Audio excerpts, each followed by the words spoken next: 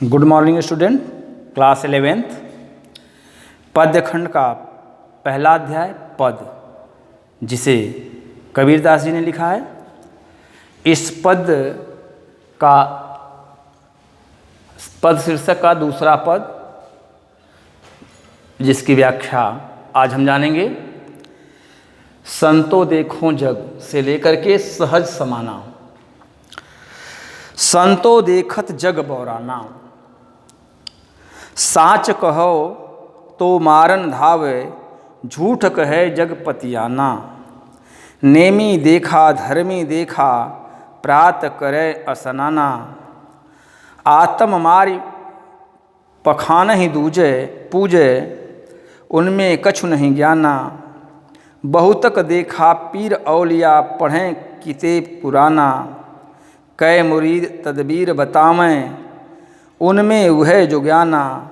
आसन मारी डिम्ब धरि बैठे, मन में बहुत गुमाना। पीपर पाथर पूजन लागे, तीरथ गर्भ भुलाना। टोपी पहिरे माला पहिरे, छाप तिलक अनुमाना। साखी सबदहि गावत भूले, आत्म खबर न जाना। हिंदू कहे मोहि राम प्यारा, तुर्क कहे रहीमाना। आपस में दो लरी लरी मुए, मर्म न काहू जाना। घर घर मंत्र देत फिरत है, महिमा के अभिमाना। गुरु के सहित सिख सब बूढ़े, अंतकाल पछताना। कहें कबीर सुनो हो संतो, ई सब धर्म भुलाना। केतिक कहों कहाँ नहीं माने, सहज सहज समाना। इस पद में सबसे पहले हम कठिन शब्दों को जान लेते हैं। संतों, साधु संतों को संबोधित किया गया है। जग संसार, बौराना पागल होना या बुद्धि का भ्रष्ट होना। साच सत्य, मारन धावे मारने के लिए दौड़ता है। पतियाना का अर्थ विश्वास करना, मान लेना। नेमी देखी का मतलब नियम व्रत का पालन करने वाला। धर्मी देखी का मतलब धर्म का पालन करने वाला। असनाना स्नान करना। आत्म खुद स्वयं। बहुतक देखी पीर औलिया मुस्लिम के धर्मगुरु, जिन्हें पीर औलिया के नाम से जाना जाता है। कुरान पुस्तक, जो इस्लाम की पवित्र पुस्तक मानी जाती है या पवित्र ग्रंथ है। कै मुरीद तकदीर बतावे, उन्हें जो ज्ञाना। आसन मारे डिम्ब धरि बैठे, गुमाना में से गर्व करना। पीपल पाथर पत्थर। टोपी पहिरें माला पहिरें, छाप तिलक अनुमाना। साक्षी, जिस साखी को कबीरदास जी ने लिखा है। तुर्क मुसलमान, लरी मुँह, लड़ के आपस में लड़ झगड़ करके मुँह में से मर जाते हैं। मर्म न काहू जाना, घर घर मंत्र देत फिरत है, महिमा के अभियाना। अभियाना का मतलब अभियान से गुरु शिष्य। पछताना का मतलब पश्चाताप। केति कितना भी कहिए, सहज में सरलता से। सर्वप्रथम संदर्भ पूर्व की भांति लिखेंगे, और जो न समझ पाते हों एक बार मैं पुनः बता देता हूँ। प्रस्तुत पद्य हमारी पाठ्य पुस्तक आरोह भाग 1 पुस्तक के नाम पर अंडरलाइन कर देंगे के पद शीर्षक से उद्धृत है। पद शीर्षक पद है, तो पद को भी अंडरलाइन कर देंगे, इन्वर्टेड कामा में लिख देंगे। जिसके रचयिता या कवि ज्ञानमार्गी शाखा के विख्यात कवि कबीरदास जी हैं। प्रस्तुत अंश में कबीरदास जी उस प्रसंग की बात बता रहे हैं, जैसा हमने प्रसंग में लिख भी रखा है साधु संतों को यह समझाने का प्रयास कर रहे हैं कि यह संसार के अंदर क्या पागलपन है, उस पागलपन की बातों को बता रहे हैं और कहते हैं कि व्यक्ति को आंतरिक सत्ता को जानना चाहिए। हमारे अंदर जो सत्ता है, आत्मा है, उसकी बात को जानना चाहिए। बाह्य आडंबरों का हमें विरोध करना चाहिए, जबकि हम वास्तविकता को न जानकर अवास्तविक चीज़ों पर विश्वास कर लेते हैं। इसी बातों को वह समझाने का प्रयास कर रहे हैं। कबीरदास जी कहते हैं, संतो देखत जग बौराना। साधु संतों को संबोधित करते हैं, वे कहते हैं, हे संतों, यह इस संसार के लोग या इस संसार के सांसारिक लोग पागल हो गए हैं। साच कहो तो मारन धावे, झूठ कहे जगपतियाना। इस संसार के लोगों को सही बात बताएंगे, सच्ची बात कहेंगे तो लोग आपकी बातों पर विश्वास नहीं करेंगे और आपको मारने के लिए दौड़ाएंगे। झूठ कहे जगपतियाना, और झूठी बातें यदि इन्हें बताएंगे तो उन झूठी बातों को लोग मान लेंगे, यानी झूठी बातों पर विश्वास कर लेंगे। नेमी देखा धर्मी देखा, प्रात करे स्नाना।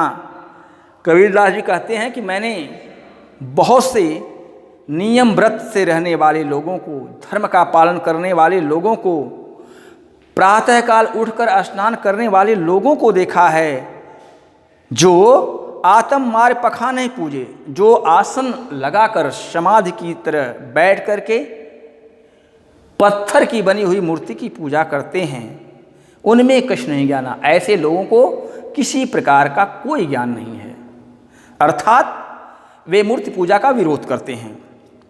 बहुतक देखा पीर औलिया, पढ़ें किताब पुराना। यही नहीं, इस्लाम धर्म के बहुत से मैंने पीर औलिया या धर्म गुरुओं को देखा है जो दिन रात कुरान का पाठ किया करते हैं। कै मुरीद तकदीर बतावें, उनमें वह जो ज्ञाना। ये पीर औलिया हुए, चाहे हिंदू धर्म के मानने वाले गुरु हुए, इन दोनों का काम है, इन दोनों संप्रदाय के लोगों का काम है केवल शिष्य बनाना और अपने उन शिष्यों को अपना वही ज्ञान देना जो वह जानते हैं, जो वास्तविक नहीं है। जितना उनको ज्ञान है, जो अवास्तविक है या वाह्य आडंबर से परिपूर्ण है, उसी ज्ञान को अपने शिष्यों को देते हैं, चाहे वह हिंदू धर्म संप्रदाय के मानने वाले हों, हिंदू धर्म के मानने वाले हों, चाहे इस्लाम धर्म के मानने वाले हों। हिंदू धर्म के लोगों पर वो कह रहे हैं कि पीपर पाथर पूजन, आसन मार डिम धरि बैठे, मन में बहुत गुमाना। हिंदू धर्मावलंबी जब वो आसन लगाकर ईश्वर की पूजा में बैठते हैं, आसन लगाकर समाधि में बैठते हैं, तब भी उनके मन में बड़ा अहंकार भरा रहता है, बड़ा गर्व भरा रहता है, अहंकार में डूबे रहते हैं। पीपर पाथर पूजें लागे, तीर्थ गर्व भुलाना। वह पीपल को जल देंगे, पीपल वृक्ष को पानी देंगे, जल देंगे, पत्थर की पूजा करेंगे, लेकिन तीर्थ को भूल गए, लोगों को दान देना भूल गए। टोपी पहरे, माला पहरे, छाप तिलक अनुमाना। सर पर टोपी लगा लेंगे, गले में खूब बड़ी बड़ी मालाएं धारण कर लेंगे, मस्तक पर चंदन इत्यादि के तिलक लगा लेंगे, शरीर पर तरह तरह के छापे बना लेंगे, राम नाम इत्यादि लिखा हुआ बना लेते हैं। लेकिन सखी शब्द ही गावत भूले, लेकिन साखी और शब्द गाना भूल गए हैं। आत्म खबर न जाना। ऐसे धर्म गुरुओं को, चाहे वह हिंदू धर्म के मानने वाले हों या मुस्लिम धर्म के मानने वाले धर्म गुरु हैं, उन्हें स्वयं के बारे में आत्म खबर न जाना, वे स्वयं के बारे में कुछ भी नहीं जानते हैं। हिंदू कहें मोहि राम प्यारा, तुर्क कहें रहीमाना। हिंदू धर्म के मानने वाले लोग कहते हैं कि राम हमारे लिए सबसे प्रिय हैं, राम हमारे प्रभु हैं, परमात्मा हैं, जबकि मुसलमान रहमान को अपना प्रिय मानता है। आपस में दो लड़ी लड़ी मुँहे, हिंदू संप्रदाय के लोग और मुस्लिम संप्रदाय के लोग आपसी कट्टरता के कारण आपस में लड़ करके, झगड़ करके लड़ाइयाँ करते हैं कि मैं श्रेष्ठ हूँ। मुस्लिम धर्म का कहता नहीं, मैं श्रेष्ठ हूँ। घर घर मंत्र देत फिरत हैं, महिमा के अभिमाना। इन दोनों संप्रदाय के धर्मगुरु अपने उस धार्मिक स्थल से चल करके लोगों को घर तक जाते हैं और लोगों के घर जा जा करके शिष्य बनाते हैं और शिष्य बना करके उसी अपने गुणगान का, अपने गुणों का बखान करते हैं। गुर के सहित सिख सब डूबे अंत काल पछताना। लेकिन कबीरदास जी का कहना है कि जब अंत समय आएगा तो इस प्रकार के गुरु और शिष्य, इन दोनों लोगों को पश्चाताप करना पड़ेगा। क्यों? कहे कबीर सुनो हे संतो, ई सब मर्म भुलाना। अंत में कबीरदास जी कहते हैं कि ऐ संतो, ऐ साधु संतों, ऐ मनुष्यों, हम सब भ्रांति भुलावा स्वरूप यह सारी चीज़ें, यानी इस संसार में हम जो भी कुछ कर रहे हैं, यह सब सारी चीज़ें भ्रांति हैं जो भुला दिए जाएंगे या भुला दिया जाता है। इनको कितना भी कहो समझाओ फिर भी कहना नहीं मानते। अर्थात इस संसार के लोगों को यदि सच्ची बातें आप बताएंगे तो आपकी उन सच्ची बातों को वह मानने को तैयार नहीं होते। केतिक कहो कहाँ नहीं माने सहज, सहज सहज समाना। वह कहते हैं कि इनको कितना भी कहिए लेकिन यह आपकी बातों का विश्वास नहीं करते, यानी आपकी बातों को मानते नहीं।